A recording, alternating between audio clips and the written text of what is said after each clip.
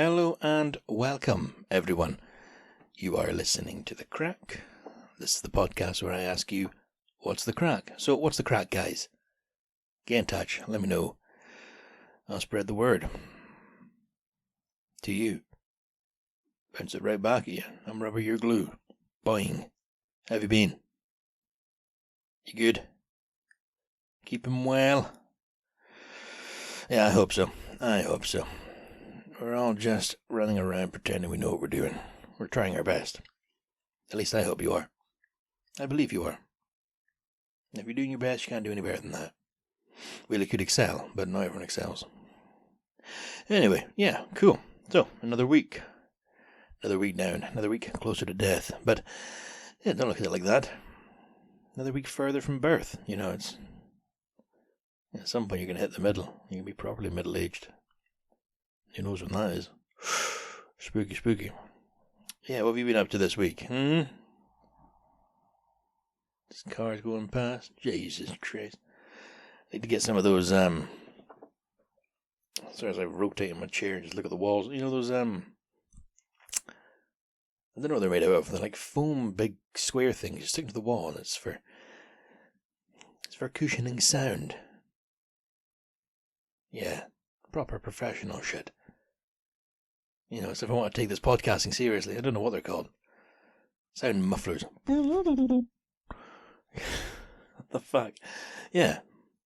So maybe I'll get them, stick them to the glass of this window, and then people outside will think I'm some sort of serial killer or something like that. Yeah.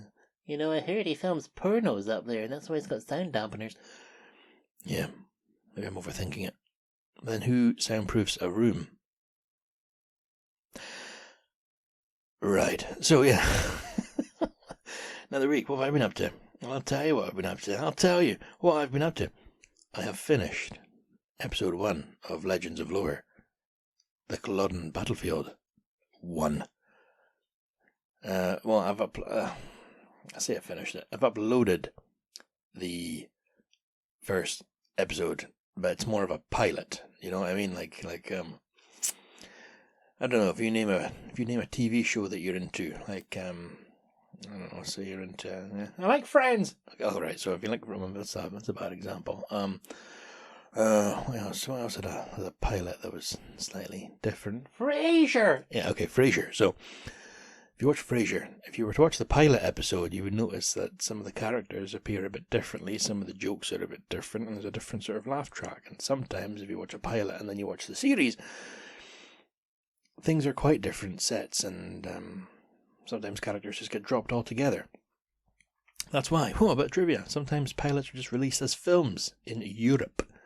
And then in America you get a TV show. So, what the hell's your point over here? Point is, this episode of Legends of Lore that I've uploaded just hours ago, think of it like a pilot. That's not exactly what the next episodes are going to be like. That is a flavour of what they may be like. So there's plenty of room for change, and I can say that because I'm the guy running the show. So, yeah, if you find an hour and a bit going spare, if you could listen to it, I mean, if you're interested, it's about the Battle of Culloden and then about the haunted battlefield. If you could listen to it and let me know what you think, that would be absolutely fantastic and much appreciated. And if you don't want to, guys, okay. You know, I thought we were friends, yeah. It's fine. I mean, I listen to your paranormal podcast, you know what I'm saying? That's fine, it's cool. Yeah, no, if you get a chance, that'd be fantastic. If you don't worry about it. But it's out there. That's fucking months of work done. Well, not done, but you know where I've got to this point, because I would take it to work. I would take books to work with me on a big notepad, and I say notepad, and if I got some spare time, I would try and read through the books and take down some notes, and then there were some shifts that would be like, how many words I wrote? How many? 13. So it has taken a long time to get to what I have with this, and quite devastatingly, if you look at other podcasts sort of similar in like subject matter, and they're fucking, there's quite a few. Yeah, if you look at them, it's like, oh, they release one a week. You're like, how do you have a team? Who's doing this? So I got that one done, guys. I'm hoping to get one done on Banshees and one on Kelpies. And then once I get the first 3 recorded, because the one I've released, I'm going to obviously polish up a little bit, so I'll re-release it as the official one, but I'll get them all polished up, the first 3. And then once they're ready and in the can, I'll release them. And if you're not into the world of podcasts, it's I won't tell you how much, but it's not free to put this out. You have to rent space off of a provider, like a host. I'm going to upload this to a website that puts this to Spotify and Apple and different platforms, but this goes out on the Crack podcast, and I have to pay that person, that company, to put the space up. So to get the Legends of Lore, I will have to pay again, and I'll get the Legends of Lore one. So I'll come up with his own thing on Apple and Spotify and things. So hopefully that could be where this is going. But I'll always going to be doing this. This is you, dear listener. This is for you. And this is what I enjoy doing. So this is always going to be on the go. And I know I've been saying it for about 2 years now, but I'm hoping to get some guests on. Once again, I've got a notebook. I'll bring it to work with me. Oh, Jesus. When it gets, we don't usually use the word, but I'm not at work, so I can use it when it gets quiet enough. I write some questions down, because I've got a list of potential folk to come on, and at the moment I'm trying to pen out some questions that I could ask them on the episode. But whether or not that happens, wait and see. But this Legends of Lore is where I want to go, and the Crack's always going to be here, guys. I'm always going to be asking you what you're up to. How are you? I'm always going to be checking in, making sure you're good. Yeah, so Culloden Battlefield. I'm still going to walk the dog out there. And in fact, hey Chica, she's on the floor behind me right now. We're going to go out there after this. I'm going to get this recorded, edit it. I think Charlotte's going to come home from work. I went out earlier on. There's a pizza in the fridge, and I've got some coleslaw for the salad side of things. And then we'll take Chica for a wee walk up at the battlefield. When I was there the other night, it was just myself and her, and the wee lady, the wee Mexican. I don't know if you're familiar with it, but I won't give you the whole fucking geography. When you arrive, there's a wee car park that you don't have to pay to park in, because I am not paying to park my car. And if it helps support the business, fuck off. Park my car, and you walk past the big gate, which is closed. And then once you get in, the road, if the gate was open, the road you would have driven down goes down and around to the left, and that leads all the way down to the car park you'd pay for. But that car park is right down by the visitor centre. However, if you were to go through the gate and keep walking, not follow the road, but keep walking forward, it takes you to an old cottage, and there's a wee path. It's one of these wheelchair accessible paths. It's like pressed and smooth. It's not some off-road thing. You don't need thick tread wheelchair tires on it. No, it's smooth. So I went through the gate and we walked down along the road. So I'm walking with Chica, but I look over the path, over towards the cottage, down that path, and I got goosebumps and I got chills. I didn't like what I saw. And there was 2 very tall people. I'm not, fucking Guinness Book of Records. I'm about 6 foot tall. So for me to think somebody's unusually tall, they have to be a fair size. And I looked down there, and there was these 2 really, really tall people walking very eerily, slowly, lightly. They were both wearing big orange robes, and one of them had a yellow woolen thing over their head. Sorry, that's Chica just adjusting herself. She likes to sleep on the floor, and I'm in this room. Yeah, so I looked at them, and I don't know if it's relevant, but I'll tell you, they're both white guys. The hell was that for? I don't know. That's, they didn't look like Tibetan monks, is my point. Just you fucking, you think you know a guy. No, it's nothing like that. Just 2 really tall white guys in orange robes walking down from the battlefield, and I was like, what the fuck's going on here? And the wee Chihuahua, she notices them as well. And she doesn't bark. She's just watching them what the hell is these? And they had a handler with them. There's this wee lady walking behind them and to the right. But these two, they had their hands like up over their chests really weird, and they were walking like, I don't know, it's like something not quite right with those guys. So, here's what I did. I turned away and kept walking and got on with my life. But, yeah. Oh well, life goes on. So I did the walk and came home, that's fine. It's not like... How dramatic. So when I've not been at work lately, what I've been doing is that fucking Legends of Lore. So I do fucking have to script it and then record it in different chunks. And I'm not very good at this whole editing thing. So if I sit down to record something, and if I don't do it all in one go, like this episode you're hearing right now, unless you're not hearing what I'm saying right now, something's changed. But I sit down and I record this in one take. Okay? Because I'm not very good at like... Okay, I'll come in, I'll do an hour, I'll record like this, because then if I have to edit it, and suddenly if I come in, it sounds like, all of a sudden I've recorded it from this sort of angle, it doesn't sound quite right, or, yeah, you know, my voice is different over here, or, hi, how you doing, though?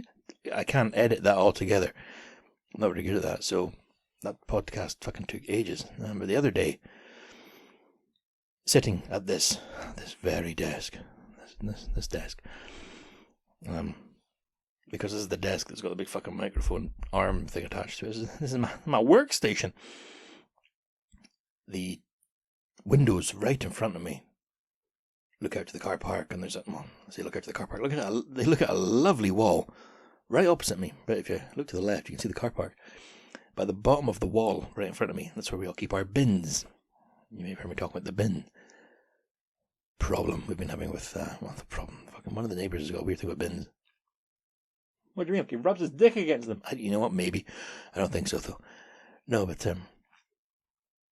yeah, I was sitting up here recording and that is when the Redcoats decided to shoot, and then outside I just hear this, I won't even try and do the noises, but birds going wild. I don't mean like, a couple of birds, like, they were just, two girls. No, like actual birds, with like wings and feathers, cawing and squawking, going nuts. So, what the fuck is this? Stand up, look out the window. Somebody's put a whole loaf of bread on top of one of the bins. Not inside the bin, but on top of it. A strange choice, but I respect it. And it's all the more strange because the bins aren't locked. All you have to do is lift it up and bread be gone. So they put the bread on the top of the bin, and I don't know where you live, but around here we have these seagulls that are like... probably more albatross than seagull. They're fucking massive.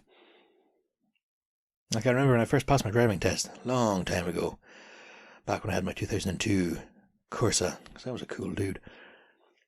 I remember getting a Burger King in Inverness, which, it's a little fucking country bumpkin. It was a fucking treat to get a Burger King. So I got the Burger King, and I was heading back to the car, feeling chuffed, and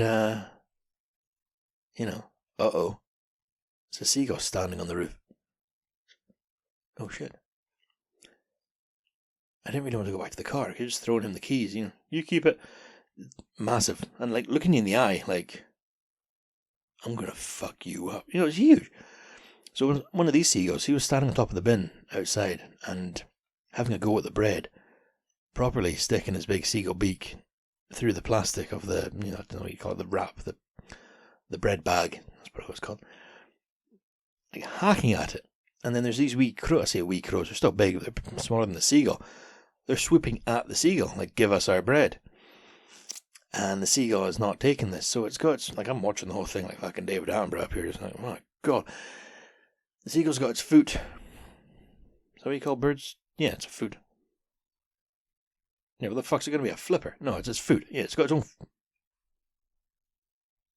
Talon? No, that's a claw. The things at the end of the bird's legs that it uses to walk on, it's got that on the bread. I'm sure that's a fucking food. Okay, cool. So the bird is standing there. It's got a foot on the bread. It doesn't sound right, but it does. And it stops trying to peck into it. It's like the fucking T-Rex in Jurassic Park trying to get into that car with the kids. And just, it's grabbing the tire, shaking it around. And the crows are coming down, swooping at it. It's like a fucking World War II dogfight. it's fucking excellent just watching this, and the seagulls just snapping at them when they get close. But the crows, I'm pretty sure they're communicating, because every now and again they go and fly to different vantage points and stop and squawk, but they won't squawk at the same time. And then I lost interest, so I sat down and continued the podcast. But great story, huh? Yeah. So how does it end? I heard the bin close. I looked out, and the bread was gone. But I saw the old man who likes to wander around smoking. I saw him hobbling away in his dressing gown, so I think he walked past and binned it. He's the new area guy, if you know what I mean. Like, we had Zach for a while, look at this guy. I said hi to him once, but the other day when I left for work, this is like, I don't know, 7 o'clock in the morning. I was driving out of the car park and he was standing there watching me, and I could feel he was wanting me to see him, but I pretended to be changing the radio. This is weird. Why are you standing outside at 7 o'clock smoking, just watching folk? So anyway, yeah. And the other night somebody was losing their shit just outside the main car park area, like, you know, proper shouting and bawling and that. So it wasn't us, but somebody phoned the police because the lady was having like a proper mental health crisis. You know, we didn't get involved, but we didn't necessarily not listen, if you know what I mean. So did you listen? No, we didn't like purposely listen. We just, myself and Charlotte didn't talk for a wee while as we heard the police talking to the lady, and then again I went back to this desk and I heard folk walking outside, and I thought, is that the lady running off? So stood up. No, it's the policeman escorting Mr. Dressing Gown back to his flat. So the car park watchman had self-inserted himself into the lady's little breakdown. And I don't know what happened to her, but that's what's been going on around here. Yeah. So what's all that? So podcast and Jedi Knights up at Culloden, or mental breakdowns.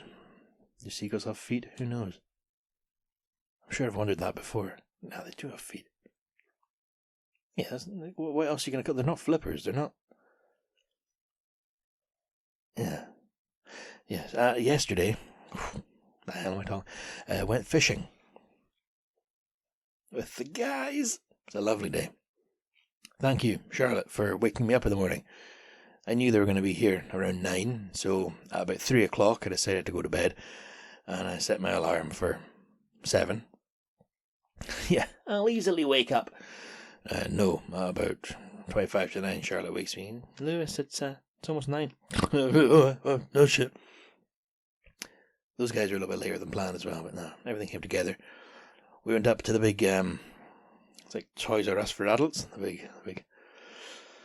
big adult shop that we went to, and got some lures. And I don't have a bait rod. There's different methods of fishing, but they got some frozen squid and maybe mackerel. I'm not really sure. Yeah, but you buy the dead things, and then you chuck that on a bait, and you let that sit in the water, and the wee fish smell it, and they come over, and oh look, yay, a free meal. Oh Jesus, oh God, what's happening? And then, you know, that's the end of it for them. Like a mouse in a trap. What? Yeah, so I went up there. I bought a few new lures. I've got my little tackle box. I do need to buy a fishing rod, though. The guys very generously let me use one of their rods. Yeah, so I need to actually get on that, because it's a good thing to have, a fishing rod. Especially if you like fishing. And then, yeah, so we went and, got a bag of snacks, got our lunch, and then just head to the west coast. So, vroom, over the Keswick Bridge, and far away, where the Teletubbies go to play. And then we just kept going. You go north, you go north, you go north, you go north, and you go west. And then you go west, you go west, you go west, you go west, you go west, you hit water. So then you head north, head north, head north, head north, and then before you know it, boom, we're at the spot. Fucking lovely day. Just lovely day. The danger of the West Coast, especially if you're a doer bastard like I am, is there can be families trying to have a good time, and like be on holiday and stuff like that. You know, these people enjoying each other's company, and they make the roads busy and things. I mean, yes, I'm a tourist when I'm over that way, but at the same time, I'm from around here. No, so the first time I went up there with the guys, the boys, the fellas, when the first time I went up there with them, I drove, and they just, you know, it's hard not to know where you're going, but they just told me where to go. And we got to this, oh jeez, there's a crow back on that roof, and he's looking right at me. Is that some sort of fucking symbol of something? Well, if I don't make it, guys, you heard it here, the crow got me. No, so we went up to the fishing spot I was driving, and then we got to this point of the road where it's very narrow, and there's a big rock face to your right hand side, and then to the left. It's not like a dramatic thing, but there's a drop, and you don't want that to happen. You know, even if it's not a big drop, you don't want your car to go down. And we're toddling along, and these fucking cyclists that just keep. There was these two guys, and they just kept weaving in the traffic, and then we'd overtake them, and they'd catch up again, and just. Yeah, but also, I assumed it was terrible because of how busy it was with caravans, but we later found out it was like, you know how hotels have a checkout time, or caravan sites have the same thing. So we just come up to that point of the road at basically the exact same time all these camper vans and caravans and RVs and, you know, fucking fucking wigwams, just everyone just leaving. So that was, luckily it wasn't like that yesterday, but the first time we went, I was like, Jesus, I like this all the time. I could not handle this. But no, when we got up to where we go fishing, there is a wee car park, and I think when we arrived we were the only car, and then two folk wandered past, but nobody was down near where we were fishing. I mean, it's not completely inaccessible, you just do a tiny little bit of climbing, but no, lovely. And then I think within half an hour of arriving, all three of us had caught a fish, and if you've never caught a fish, I cannot explain this feeling of success and joy and like elation. Just, I don't know, it's achievement. I can't, you know, it's worth it. If you've never caught a fish, you owe it to yourself to try it at least once. Okay, just go out there and try catching a fish. Yeah, but I don't want to catch a fish. Okay, then don't. Alright, but, for fuck's sake, the seagull's back now as well. Something's going on outside. Yeah, caught the fish, and then I was happy to go home at that point. You know, I don't care if we just travelled like 2 hours. You know, done. Alright, cool. It's not if you catch it. Yeah, but when you do, that's what it's all about. And then, yeah, I had a little bit of lunch, got my sandwich, lit a cigar, went down and found a nice spot to sort of lean against the rock, but still fish. So I was lounging there,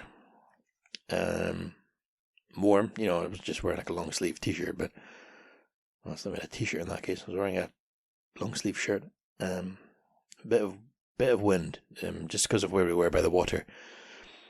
But yeah, I was just standing there, just casually, just still fishing, but not really paying attention, just smoking away, and then suddenly, another bite. I reeled it in, we got him out. 2 fish. That's, yeah, delighted.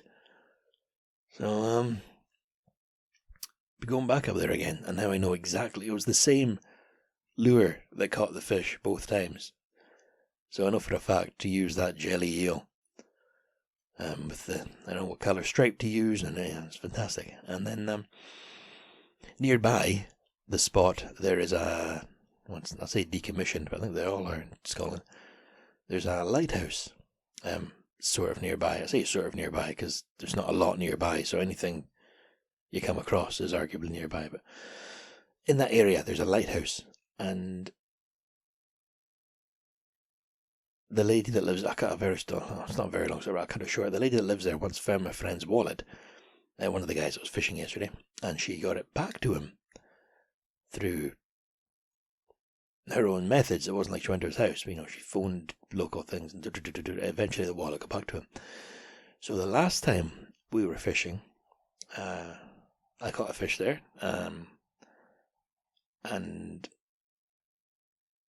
out of appreciation for her with her efforts, we gave it to her from my friend. We gave her the fish. So, thank you for getting the wallet back. And then this time again, so I got 2 fish, one of the other guys got 2 fish, and one of the other guys got 3 fish. He's a better fisherman than we are. So we, again, I was in the car, gave the lady one of the fish. And I think it's going to become like a regular thing, because it just seems like a nice thing to do. Yeah. I had a lovely day, yes. And then, back to it tomorrow. I say back to it. I joined a gym. It's one of these 24-hour gyms that you scan your phone at the front door to let you in. I've never been to it. I've already joined it. So I'm going to go up there tomorrow and try and shed some of this timber. Not looking forward to that, but it's not going to go away on its own. Yeah. I should probably look at what I'm eating too, So, what are you having for dinner? Yeah, pizza. So, yeah, I'm going to have to look at that as well. No. I said last week I had no feedback. I had no emails. And then Charlotte came through and she said, well, she didn't say it like this. She said, you're talking shit. No, she didn't say that, but she was not happy because she had apparently given me feedback.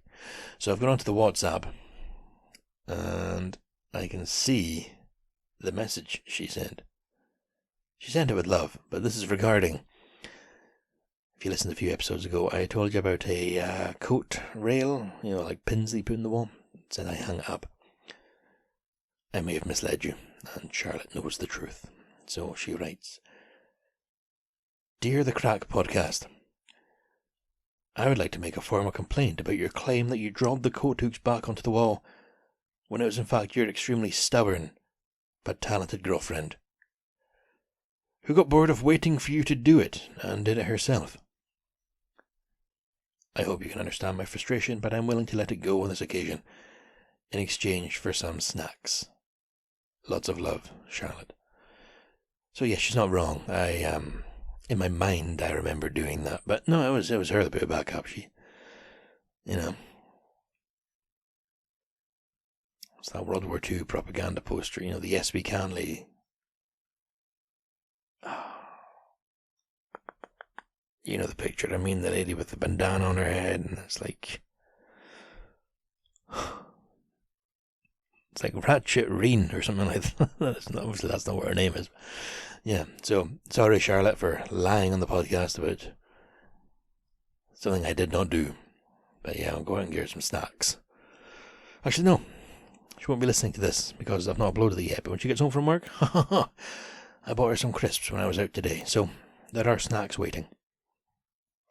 Other than that, guys, I have received no listener mail this week, so I have nothing else to read out. So I'll go ahead and call it there. Get this edited, get this uploaded, get some dinner on the go out, take the dog a wee walk, come home, pack my gym bag, cry, go to bed. Sounds good. Been drinking this fizzy water a lot lately, and kind of hurts. So, if you want to get in touch, guys, go to the website, www.thecrackpodcast.co.uk. Go to the Contact tab, click Contact, and contact me. I'll say it again, www.thecrackpodcast.co.uk. Go to the Contact tab and get in touch. Anything you want, any thoughts you have, any birthdays, any anniversaries. I mean, there's been no new births this week. It's a bit strange, but yeah. Anything you want. And as every week, thank you very much, Blackmill, for the theme song. Thank you, Coda, for the logo, for your artwork. Greatly appreciate both of you giving your talents to the podcast. And thank you, listener, of course, for your time. Hope you're doing well. Likewise, as I do say every week, you there, you take care of yourself. You be good to each other. You don't take any shit. But just be good. Alright, I'll talk to you next time, guys. Bye for now.